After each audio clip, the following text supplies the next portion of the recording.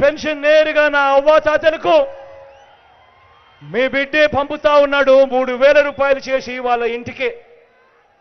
చంద్రబాబు నాయుడు గారు పాపిష్టి కళ్ళు ఆ అవ్వాతాతల మీద పడనంత వరకు, ఎప్పుడైతే చంద్రబాబు పాపిష్టి కళ్ళు ఆ అవ్వాతాతల మీద పడ్డాయో అప్పటి నుంచి ఆ అవ్వాతాతలకు నేరుగా అప్పటిదాకా ఇంటికే అందుతా ఉన్న పెన్షన్ సూర్యోదయానికన్నా ముందే 1వ తారీఖు వచ్చేసరికి నేరుగా అవ్వాతాతల ఇంటికే ఆ మనవళ్ళు ఆ మనవరాల రూపంలో వాలంటీర్లు వచ్చి చిక్కటి చిరునవ్వుతో గుడ్ మార్నింగ్ చెబుతూ మనవల్లగా మనవరాళ్ళగా ఆ అవ్వాతాతలకు మంచి చేసే కాలం ఈ చంద్రబాబు నాయుడు గారి పాపిష్టి కళ్ళు పడేంత వరకు బాగా కొనసాగింది.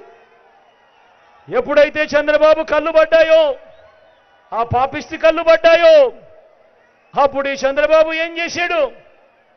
తన మనిషి అయిన నిమ్మగడ్డ రమేష్ చేత వాలంటీర్లు ఇంటికి పోకూడదట, వాలంటీర్లు పెన్షన్ ఇవ్వకూడదట అని చెప్పి కేంద్ర ఎన్నికల కమిషన్కు తానే దగ్గర ఉండి సిఫార్సు చేయించి వాళ్ళతో ఉత్తర్వులు ఇప్పించాడు. నా అవ్వాతాతలకు ఇంటికే పెన్షన్ వాలంటీర్లు ఇవ్వకూడదట అని. అంతటితో ఆగిపోలేదు ఈ చంద్రబాబు పాపిష్టి చేష్టలు. ఈ చంద్రబాబు పాపిష్టి చేష్టలు అంతటితో కూడా ఆగిపోకుండా ఇంకా కడుపు మంట చల్లారకుండా ఈ పెద్ద మనిషి ఏం చేశాడు? అవ్వాతాతలు బ్యాంకుల చుట్టూ తిరిగేట్టుగా వాళ్లకు బ్యాంకుల్లో జమ చేయమని చెప్పాడు ఈ పెద్ద మనిషి చంద్రబాబు నాయుడు గారు. ఎన్నికల కమిషన్ అక్కడి నుంచి ఆదేశాలు ఇచ్చింది. ఇచ్చిన మేరకు ఇవాళ అవ్వాతాతలందరూ కూడా బ్యాంకుల చుట్టూ తిరిగే కార్యక్రమం చేస్తా ఉన్నారు.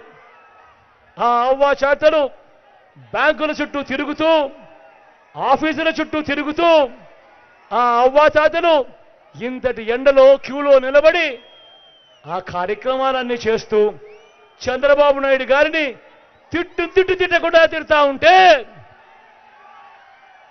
ఈ పెద్ద మనిషి చంద్రబాబు నాయుడు ఏం చేస్తా ఉన్నాడు? ఆయన చేసిన దౌర్భాగ్యపు పని కూడా ఆయన కనీసం నేను ఈ దౌర్భాగ్యపు పని చేశాను అని కూడా చెప్పుకునే ధైర్యం లేదు. ఆ నెపాన్ని కూడా మీ బిడ్డ మీద వేస్తా ఉన్నాడు.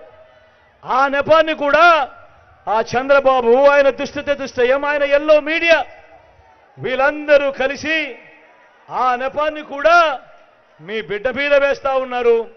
ఆ ఈనాడు కథలు చూస్తే, ఆ ఆంధ్రజ్యోతిలో టీవీల్లో చూస్తే, ఆ TV5లో చూస్తే అసలు వీళ్ళంతా మనుషులేనా అని చెప్పి అనిపించేంత దారుణమైన రాజకీయాలు చేస్తా ఉన్నారు ఈరోజు ఇక్కడ.